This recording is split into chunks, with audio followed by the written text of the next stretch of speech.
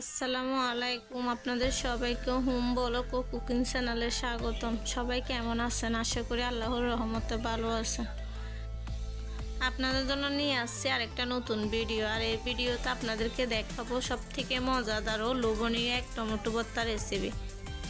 এই রেসিপিটা বানাতে আমার যা লাগবে আমি নিয়ে নিয়েছি। দেখুন, দুটা লাল টসটসে টমেটো বড় সাইজের, আর নিয়ে নিয়েছি একটা বড় সাইজের পেঁয়াজ, আর নিয়ে নিয়েছি ধনিয়া পাতা। এবার এগুলো সব কেটে নিব আমি।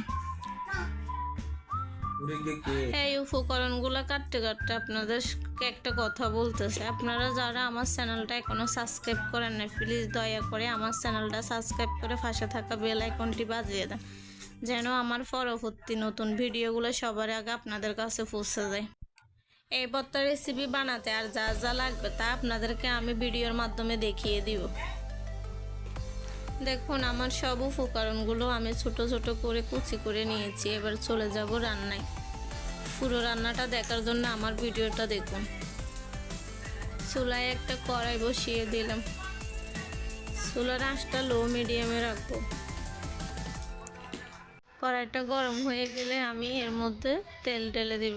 আপনারা চাইলে সাদা তেল বা সরিষা যেটা খুশি দিতে পারেন। আমি সাদাটাই দিয়ে দিচ্ছি। দেখুন, পরিমাণ মতো তেল ঢেলে দিলাম। আমি দিয়ে দিলাম পরিমাণ মতো তেল। তেলগুলো গরম হয়ে গেলে এর মধ্যে কুচি করে রাখা পেঁয়াজগুলো ছেড়ে দিব। আমার তেলগুলো গরম হয়ে গেছে, এখন এর মধ্যে পেঁয়াজ কুচি ছেড়ে দিব। আর পেঁয়াজগুলো ভালো করে নেড়ে ছেড়ে একটু সিদ্ধ করে নেব। এই পর্যায়ে পেঁয়াজের মধ্যে হালকা লবণ ছিটিয়ে দিব, তাহলে পেঁয়াজগুলো একটু নরম থরম হয়ে যায়। পেঁয়াজের কাঁচা যে একটা আঁশটা গন্ধ থাকে ওটাও চলে যায়। আমি পেঁয়াজগুলো ভালোভাবে নেড়ে ছেড়ে একটু নরম করে নেব। এতে করে কি হয়, পেঁয়াজের যে একটা আঁশটা গন্ধ থাকে কাঁচা ওটা চলে যায়। আমার পেঁয়াজগুলো সিদ্ধ হয়ে গেছে। এবার এতে দিয়ে দিচ্ছি পরিমাণ মতো রসুন বাটা। রসুন বাটাগুলো দিয়ে একটু নেড়ে ছেড়ে নেব, রসুনের কাঁচা ভাবটা যেন চলে যায়।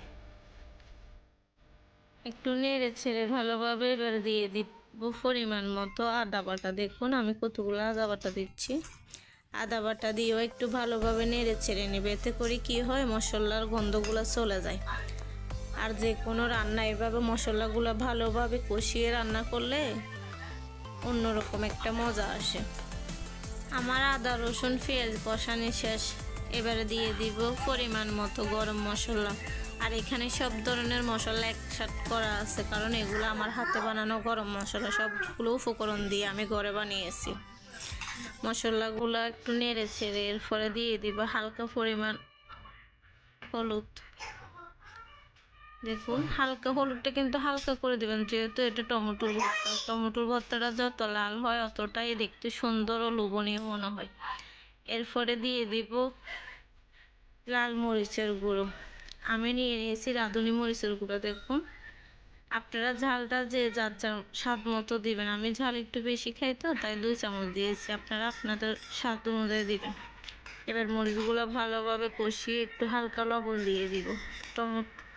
লবণটাও আপনারা যে যার স্বাদ মতো দিবেন, যে যতটুকু খান অতটুকুই দিবেন।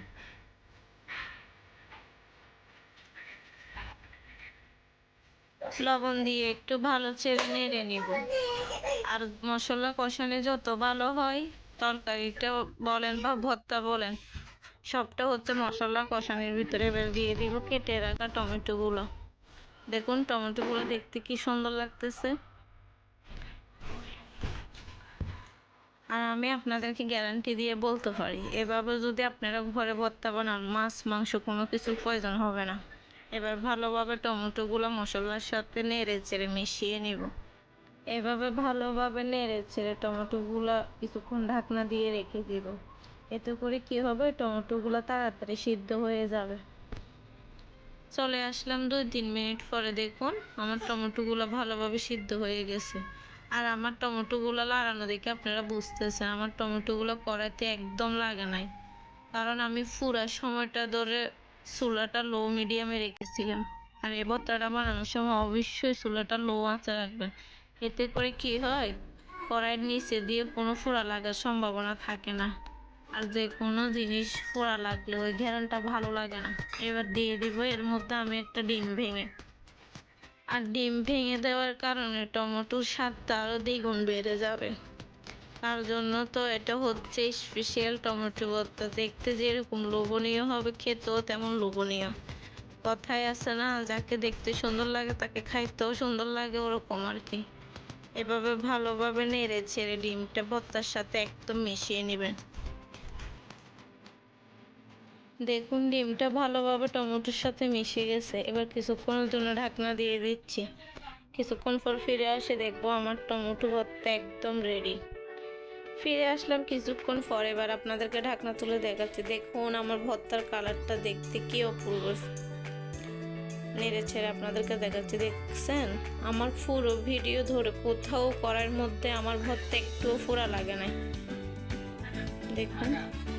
আর এই ভর্তাটা দেখতে যেরকম সুন্দর, খেতেও কিন্তু মাশাআল্লাহ অনেক মজাদার। আপনাদেরকে বলবো আপনারা সবাই এই রেসিপিটা দেখে বাসায় একবার হইলেও ভর্তাটা ট্রাই করে দেখবেন। এবার এর মধ্যে অ্যাড করে দিচ্ছি আমি কেটে রাখা ধনিয়া পাতা।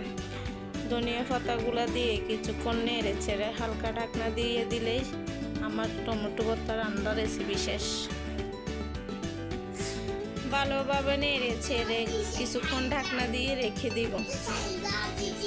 আর ফিরে এসে দেখবো আমার ভর্তা রেসিপি একদম পুরা কমপ্লিট। ফিরে আসলাম কিছুক্ষণ পর, এবার ঢাকনা তুলে আপনাদেরকে দেখাচ্ছি। দেখুন আমার ভর্তা রেসিপি একদম পুরো কমপ্লিট হয়ে গেছে। আর ভর্তার কালারটা দেখুন,